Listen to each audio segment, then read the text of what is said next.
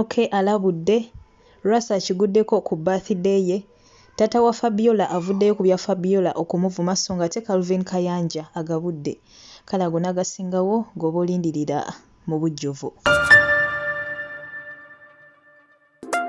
Ansuubire nti muli bulungi mikwano gyange yonna gye musinzira okubeera ng'ate mumpuliriza mukuliko eyo mu masinzizo mmwe abaakeddeyo okubeera ng'ate munange mukikwasaganya ate sayidize eyo mwe bali kubeera ng'ate ekimere nakyo mukitambuza mpola mpola anti leero Christmas era ennaku z'omwezi 25 December ffenna tukimanyi bulungi nti butereevu ebeera Christmas. Kansuubire nti nno mugiyisemu bulungi mikwano gyange era mbagaliza omwaka omujja 2022 omwaka ogwo gubeere gwa ssanyu gubeere gwa mirembe ate era bambi gubeere gwa buwanguzi. Amanyenzo omumbeja Aisha Nasoro butereevu gwe yakaneyungako essaawa eno yennyini nyongera okujjukiza nti waneeno ofunawo amawulire agenda maaso mu ggwanga lyattu Uganda ku celebrities baffe bonna abawano saakati n'abo abali wabweru w'eggwanga. Munaku ezimu tubeera wano nga twebulirira ku nsonga ez'enjawulo n'olwekyo bamingenda kusaba subscribe nga teekako akadde butereevu mukono gwange tojja kwejjusa era nga kantandikirewo n'agandese essaawa eno nnyini naye nga sinagenda mu maaso kansooka ate njagalize omukulu ono Eddie Kenzo omuyimbi waffe oyo omulungi award winner amazaalibwa amalungi agesanyusa ate n'ono Rickman Manrick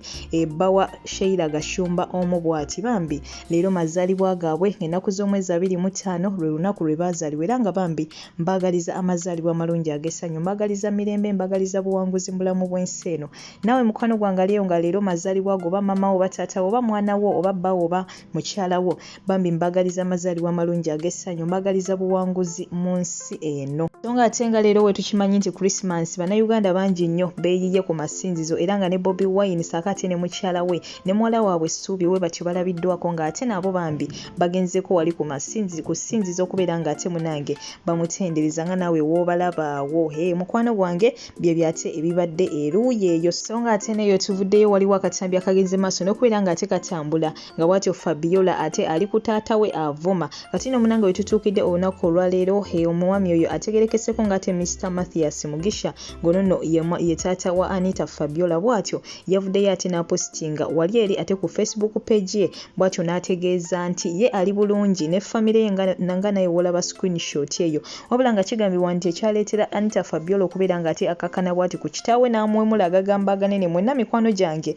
abamu ge mwawulira kigambibwa mbu entabo yava kubeera ng'ate taata wa Fabiola bw'atyo yakakana ku mwannyina ategeeza muganda wa Fabiola omulenzi bw'atyo n'amukakanako n'amukuba bubi nnyo era ng'ono yasibira mu ICU. So munange bw'Anita Fabiola kwe kuvayo bw'atyo n'amugamba nti kankubalule ate naawe ompulire naye n'atandika okubeera ng'ate munange amuggula agagamba ago mukwano gwange nga wagenda mu maaso n'okubeera ng'ate owulira. So ng'ate n'ebyo nabyo tubitadde ku bbali twadde tukyali awo ate mwana mulenzi ono Bruno K omuyimbi ffenna gwe tumanyi obulungi bw'atyo n'avaayo ng'alina munange byagenda mu maaso n'okubeera ng'ate alabula kamukulekereko ate n'oluvannyuma tugende mu maaso toseetuka.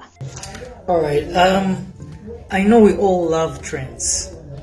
There is this new trend I've seen of this song called You Want to Bam Bam, You Want to Chill with the Big Boys. People, have you searched for the lyrics of that song? Can you try to Google the lyrics of that song before you jump onto a trend and enjoy it? This song is talking about a cult. It's talking about the cult. So you want to join the cult? You want to chill with the big boys? You've been enjoying the song, but you probably don't know what it means. So do you really want to join the cult? You're born again, you're a Muslim, you're a holy person, but you're busy rhyming onto a song. You want to bam bam, you want to chill with the big boys. Yet you're going to go back to church or to the mosque, and yet you've already initiated. You're going to activate demons, you guys. You're going to activate things. Before some of these songs you sing, you need to first search about them, Google about them. You will activate things accidentally when you do not know. So mind those trends you jump onto. First find out before you jump onto a trend. Search for the lyrics of this song. Search for them. Nkimanyi tulipira music trend naye man, when I also go to find out what this song exactly means, I wanted to share it with you guys, so you can feel free and search and find out what You Want to Bam Bam means. Chilling with the big boys. It's about a cult, guys, so wake up. Mukwano gwange nga wobiwulidde byebyo bigenda maaso eruyeyo banaye nga tonnaba kugenda maaso nakubeera ng'otijjukana n'oluyimba lwonna oyimba sooka otegere lwo oluyimba lw'ennyimba kwegamba lulimu makulu ki wabula bannange bantu bangi nnyo bavuddeyo ne bakola ennyimba naye ng'ennyimba ezo wootegeera amakulu gaazo mukwano gwange tojja nakuddamu kubeera ng'oluyisa mu kamwako so munange Bruno ke kansuubire nti omutegedde bulungi era n'oluyimba olwo kansuubire nti otegedde bulungi olw'ensonga ti batikitoka bangi nnyo bagenda maaso n'okubeera nga balukuba we baluzinirako we bayimba naye ng'ekyamazima tebamanyi makulu gaalwo so munange kansuubire nti munange Bruno ko omutegedde bulungi era nti onagenda maaso n'okubeera ng'oluyimba olwo ogenda maaso n'okubeera ng'oluyimbirako nga ddala ogenze n'obeera ng'ate otegeera lyrics zaalwo ng'otegeera amakulu agali mu luyimba olwo so nga neyo nayo tuvuddeyo munaye yate Calvin Kayanja ffenna gwe tumanyi obulungi ono yeeyita pulezidenti w'abankuba kyeyo waati avuddeyo bamina abaako abaana 10 bateekako akamwenyumwenyu ku matama olunaku olwaleero bwatyo n'abagulira bambi engoye za Christmas nga naye w'omulaba era avuddeyo ate wali ku peji ye n'apostinga n'agamba munnaye nze embeera gye nakuliramu nga tukulira ewaka naye nga bansosola kwegamba nga wetuuka Christmas ng'eyo banno bo babagulira engoye empya gwe omusajja wattu n'osigalawo nga toyina so n'agamba nti munnange bino ebintu mbitegeera nnyo era y'ensonga lwaki nvuddeyo bambi ne mbaako abaana benkwatako we batyo bambi bateekeko akaseko ku matama so munaye Calvin Kayanja webale nnyo webalire ddala n'abantu abalanga Farida Nakazibwe Spice Diana nabo bambi bavuddeyo ne bagenda maaso n'okubeera nga ate babaaka abantu be bakyalirako we batyo bambi ne babatuusako etulya Christmas mwebale nnyo mwebale ddala mwenna abakoze ekyo Katonda bambi abaddizeewo we mwajje so nga ate neyo nayo tuvuddeyo munange yate omugagga Lwasa bakimukoze olunaku olwaleero tutegeddeko kyolunaku olwaleero atege mazaalibwa g'omugagga ono Lwasa Emmanuel Bbawa Angel omu bw'ati munange tubadde tukyalyawo nga tatuterayo ka vidiyo ng'agamba bannange simanyi ddirwe nasemba kunaaba mazzi ganyogoga wabula mbadde ndi wano ate ko Ankunda Angel ne banne bannange kye bankoze kiri tekirojjeka nga we batyo bamuyiridde amazzi yenna musajja wattu ng'atobye so munange omugagga Lwasa tukwagaliza amazaalibwa amalungi ag'essanyu tukwagaliza buwanguzi mu buli kimu munaffe kyotussako engalo erudde eyo olwekyo ngenda kuba nkulekerako ka vidiyo k'omugagga Lwasa nawe ogende maaso n'okubeera ng'ate omwerabirako mpozzi n'ekirala ngenda kuba tensembyayo ka vidiyo k'omukulu ono Kayima Arthur ffenna gwe tumanyi obulungi munnange nannyini bwagooga ogende maaso n'okubeera ng'ate omwewulirirako mu katambi kano bingi nnyo byayogedde just eat the meat and throw the bones mukwano gwange londamu ebikugasa ebitakugasa obireke wabbali naye nga nkwagala nnyo musule bulungi mbaagala nnyo tewerabya nti ate ngenda kuba nkoma olunaku olw'enkya n'amawira mala mangi nnyo mangi ddala goodbye for now naye nga ate toseetuka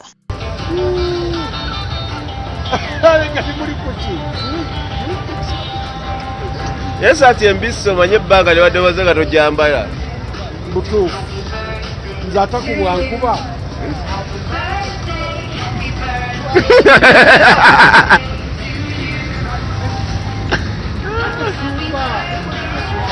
bane basinza okukuleeta sibaddeeko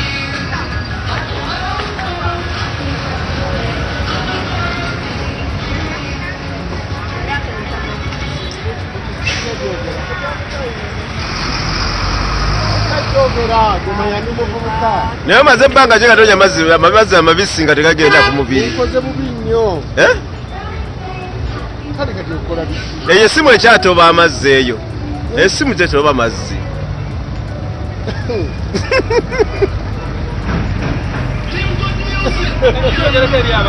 nga tonnaba kuweereza bantu bubaka bwa happy new year happy 2022 nga tonnaba kuweereza bantu sente bagenda ate basanyukeko bambi balabe nti nno omwaka baguyingira nga basanyufu gwe weekoleddewo ki okozeewo okyokulaba nti nno oyingira omwaka nga oli musanyufu abantu mwekuba nnyo enjawulo ate omuzogo gugenda okusooka okubata gwakwesiba ku bantu nga tonnaba kusanyusa bantu bakwetoolodde nga tonnaba kusanyusa bantu kubaweereza obubaka bwamwe happy new year I mean spoil yourself fast kati nga nze Kayima nyumirwa nnyo ebintu ekintu ekimpa essanyu kyakuggendako for shopping so omuntu naawe osobolera ddala nga tonna kusanyusa bantu balala sooka weesanyuse gana amaduuka bagateerawo mmwe abantu tebagateerawo mulala tuyina stores nnyo omuntu gyosobola okugenda n'okola shopping tuyinayo Christian Dior tuyinayo Versace tuyinayo Kat Geiger tuyinayo Zara I mean, Zara is cheap, not for me.